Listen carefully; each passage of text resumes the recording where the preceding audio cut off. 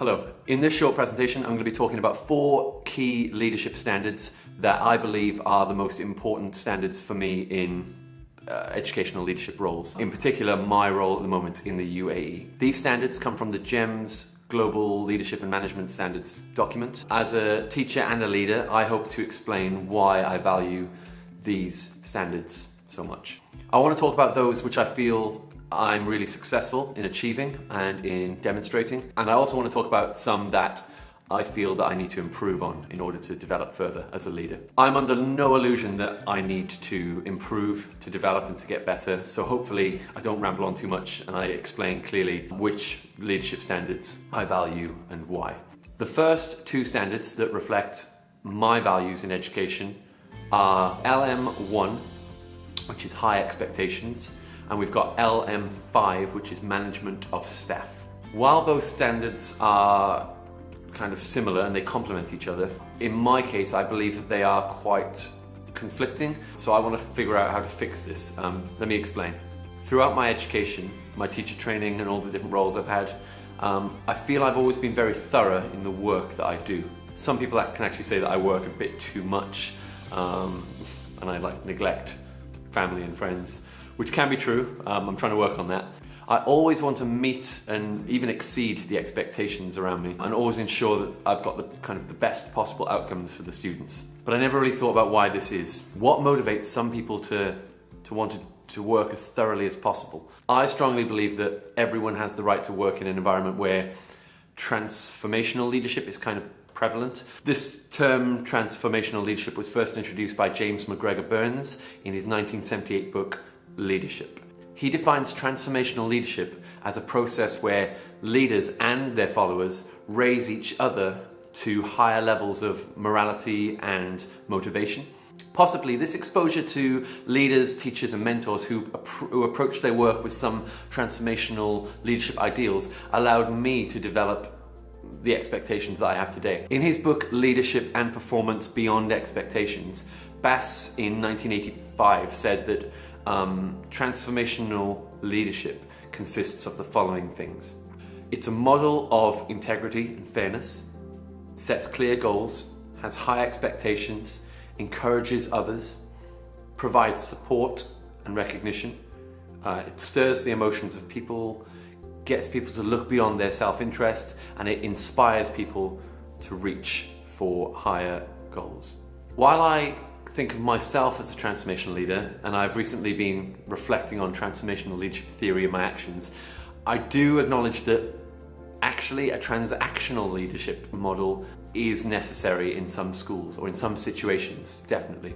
In my current role, I kind of feel the need to switch between the two, albeit transformational being a bit more favorable. It does depend on the context. I often question, does this mean I'm being inconsistent by changing kind of the way I approach different things? And that's why I want to kind of explore as well. So back to high expectations. I was the best man at my friend's wedding years ago, and when introducing me after his groom speech, he kind of said, I've known Aaron for just over 6 years, and everything he does, I know he does to perfection, so I'm really expecting a top-notch speech here. So these words stuck with me in the most ridiculous way. They meant so much to me, even if they were said in jest. Afterwards, he and his wife expressed their gratitude and their appreciation for the work that I put into the wedding for them and all the things that I organised for them. So I've previously always done well in college, in school, in university. I even got major awards in university for producing the best piece of work and things like that. But this was actually the first time that I became fully aware that my high expectations in all that I try to do can have a really, really positive effect on other people, not just myself. This moment has kind of remained with me throughout my teaching career, and I'm carrying it forward into my leadership career now, which is great. In 2013, Ulrich and Smallwood said that our values and our high expectations are not worth anything unless they lead to something positive, which I think is really, really profound. So that's always in the back of my mind when I do anything. LM5, management of staff, is the next one I want to briefly talk about. In the document, in the leadership and management document, it says that an outstanding leader constantly manifests optimism, motivation, and inspiration. All the staff or team believe that the school, department, or section can and will reach agreed goals and targets. I always think I'm great at this.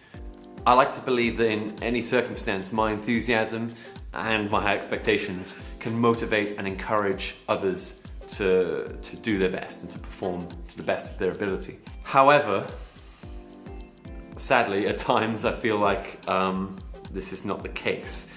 I mentioned this briefly in my last submission too. Only last month I held a department meeting.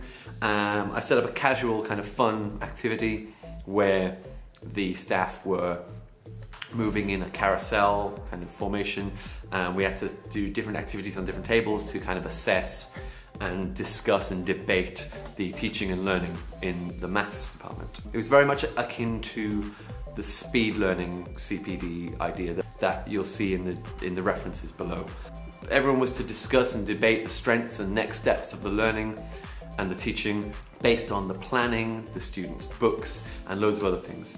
This was in preparation for our upcoming inspections now next year, and basically for the development of the teaching and learning, to make sure that we're improving on our own practice. I then planned for us to present our findings as a team and kind of work together to share next steps and to share the strengths that we already have and things like that. It wasn't successful.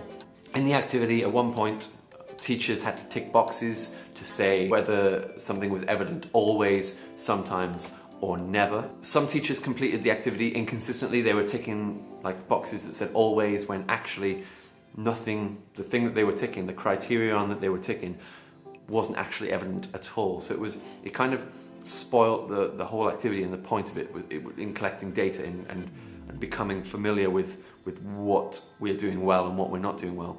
Many teachers actually didn't even participate. They didn't engage with the activity. They just sat in the corner on their phones, completely detached from the activity and the actual idea of what it was meant to instill, what it was meant to do for us as a team. So in my reading, I found Higgins and Leet, 1997. They state that people are less likely to be receptive or positive to professional development if they think they're being manipulated. While I don't believe that I was manipulating anyone, I do think that could be the viewpoint that other people hold during PD. Some people just shut off and they don't care about it. So that's kind of my next challenge. My high expectations had conflicted with others' views or opinions. They didn't see it from my point of view or from the point of view of what the school wanted to achieve. Maybe I didn't consider the way I communicated that information as well, which is something I need to work on. For future professional development sessions, I think I'm going to seek out the advice of other teachers, leaders, the head teacher maybe, the deputy head teacher, just to seek their advice on kind of what they might do, how to make it run a bit more smoothly, to kind of test out any ideas I have before actually putting it forward to the staff. That could really, really help. I'm also aware that many teachers maybe were not actually familiar with some of the ideas that I'm trying to promote, so that could have caused them to switch off and to not be interested as well. So it's kind of, it's all about developing this professional development plan quite efficiently and consistently, considering everything before you actually do it. And also, looking at my current context, much of the professional development that has come previously in my school has been ineffective, and it hasn't really resulted in any positive action for the teachers or the students. So maybe that has also discouraged the teachers as well. So I need to consider all this really when I'm thinking about the next thing that I do, which will be in January now. Essentially, teachers must be qualified and ready to execute high quality teaching if certain standards are to be set and maintained. If a school is supportive and inviting, and it develops teachers through this kind of idea of carefully planned professional development and carefully planned sessions, I'm certain that the desired outcomes will be met, or can be met at least. It actually may be impossible to share and to inspire and to implement the actions that I've planned without evidence of what effect it actually has. So what I'm doing now over the winter break is I'm putting together a little portfolio of evidence of the effect and the kind of outcomes that my next PD session will have. Hopefully that'll be, I don't know, hopefully it'll make sense when teachers see it. I'm going to show the children's work, I'm going to show photos, I'm going to show policies, I'm going to show surveys and things like that from my previous schools, from the same PD session that I did in a previous school, to kind of share the entirely positive effect that what I'm trying to share can have on a school and on the students. And of course it's to show that as a team, if we work together and if we actually put in the effort, we can actually be an outstanding team and not just be complacent with what we already have and what we're already doing. Okay, so LM7 is the next one. It's professional learning and development. It's kind of directly linked to what I was just talking about. I feel really lucky that in my career I've been part of some excellent PLD experiences through outstanding schools, through educational partnerships, and through external companies and people as well. Ranging from specific kind of subject-based CPD to school-wide courses, all focused on developing skills and knowledge to further improve teaching and learning, and designed to ultimately enhance the success of the schools and the learning experiences that they can offer to students, parents, and even teachers alike. Basically, all the PD sessions I've been to have really, really inspired me, and they've made me kind of improve my practice. I really want to let others be inspired in the same way that I was. So Day categorizes CPD as natural learning experiences, and also those conscious and planned activities that are designed to, influence and directly benefit a school or a group of people or even an individual. So just focusing on the kind of consciously planned activities, I believe that like the natural learning environments that we all are part of every day, the focus needs to be on the children at all times. Always on the children. I think that professional development should always be an enjoyable experience. It shouldn't be boring, it shouldn't be stale, it should always be kind of invigorating and just really exciting for whoever's involved. If it isn't, I don't think its intended goal is going to happen. While it can be difficult, I like to make sure that all my professional development sessions that I run are planned as much as possible. I consider who is actually attending as well, so I can engage with certain people in different ways. Yeah, and I try and get a number of key things in. So here we go. Number one, whatever is being communicated is actively engaging and it's pertinent to what we're doing. As you would kind of expect it to be in the classroom with children. This is so that staff or individuals or groups or whoever it is can take away the skills and the knowledge that they need, and they can implement it straight away when they go outside. They can just implement it into their daily practice straight away. Number two, it's to ensure that they are focused on a particular area of development of student needs. So based on either the whole school targets or kind of individual or group targets. It needs to be kind of narrow and specific. Otherwise it can be, it can just be too much, too big. And number three, there should be some way to measure the impact of the PD as well. Basically, I've been part of loads of professional development sessions where kind of they haven't been focused, they've lacked direction, and they ultimately lead to nothing, and there's no evidence to say that it hasn't been effective. So I try and make mine kind of as effective as I can, and I always make sure there's a way to measure how effective that they've been, whether it's through a survey, whether it's through observations. If I'm giving a PD session on a teaching strategy, I will observe and see if that teaching strategy is being used in classrooms. The last thing we want is for the session to be a waste of time for everyone. Accordingly, and a few other writers say that well-designed CPD programs have a positive effect on pupil outcomes and pupil progress. However, Mooges or Moodulus, Mooges,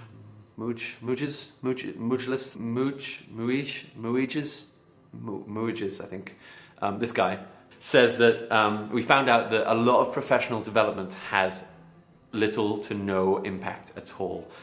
Nothing that influences student outcomes or student progress or anything like that. It's also really interesting to read in Macbeth and Macklin that classrooms are places where 30 children watch an adult work. It's not too far from the truth in most schools, and I think especially in the UAE, in this kind of educational climate, there's a lot of teachers from different parts of the world, and there's lots of different ways of teaching. Especially in my school at the moment, we have many different styles of teaching going on. There's a minimal amount of consistency, which I don't know if it's a good thing. I think having that consistency is really important. So yeah, what Macbeth and Macklin said basically is a big part of CPD, in my opinion. Providing teachers with more opportunities to allow the students to become active participants in the classroom and not just sitting there listening to the teacher. That's a really big thing. A lot of my CPD sessions are based on that, and I use kind of strategies as well with the other teachers to show how it can work. You know, like there's a lot of Kagan stuff that works, and a lot of group learning and group discussion activities that really work. So the final standard that I want to talk about is LM8, the effectiveness of administration and the impact of resources. It's a big one that I think is really important for leaders to be aware of. I need to improve on it, definitely, and yeah, here's why. So a leader who demonstrates outstanding administration in schools ensures that all appropriate resources, support and development opportunities are in place to achieve the optimum standards for staff and students. Currently in my school we have a severe lack of resources. This is probably due to it being a new school. It opened pretty quickly before everything was sorted, and certain things were just not ordered. When it comes to individual departments, we have a real scarcity of basic equipment and resources that we need to aid the learning of the students. When I arrived, I made orders immediately. Unfortunately, the school has still not received any of the ordered resources, which has actually led me to go out and purchase things that we need off my own back, not part of the school budget, just so the children have the equipment that they need to help them learn in the best way possible. And also then in the meantime, I catalogued and audited loads of the kind of equipment that was around the school, making sure that it was accessible for everyone, making sure that everyone knew where it was and what we had. Up until that point, I think resources were just everywhere. So I think it's really important for us to organise what we have as well, to make sure that they're distributed effectively and fairly. The National Union of Teachers speak about adequate provision and equipment and resources to meet each pupil's needs. Resources are essential items that enable our students to learn in different ways and to experience different things, not just, learning from a textbook every day. This provision is not just for the students' learning either, it's about their well-being and about their pastoral care as well. As Giles and Dunlop observed, there can never be separation between academic and pastoral responsibilities. Administration responsibilities include ensuring that facilities and resources are well maintained, appropriately aligned and well utilised as well. So for the benefit of the students, I want to make sure that our school is adequately equipped. I want to make sure that all resources are cared for and used appropriately. Obviously, in my current role, I don't know how to do certain things. I'm not an admin staff. We have a kind of tiered system here as well, where basically teachers teach and admin do everything else, and there's a divide. Whereas I think if everyone pooled together and if everyone was able to help each other, that might really kind of help everything. Like I said earlier, I believe it's important for those who are in an administration role to allocate resources and time to allow students to develop their skills and knowledge in real life scenarios as well. Not just from a textbook, but actually doing things. Even things like pens and paper, you can't take any resources in a school for granted. It's about developing their future welfare and their well-being and problem-solving skills, not just like academic ability. In order to develop into an outstanding leader, a careful line of thinking needs to be kind of applied in my role. It's really easy to become annoyed at all the things that don't work, all the things that don't go to plan in our schools. But schools are unpredictable places. We have to be adaptable and we have to be ready to kind of change what we're doing to suit the needs of the students. As a team of leaders, we need to inspire change. We need to promote action through positive behaviour, through professional development that is carefully planned and considers everyone who it is aimed at. And of course, ensuring that we all enjoy what it is that we do.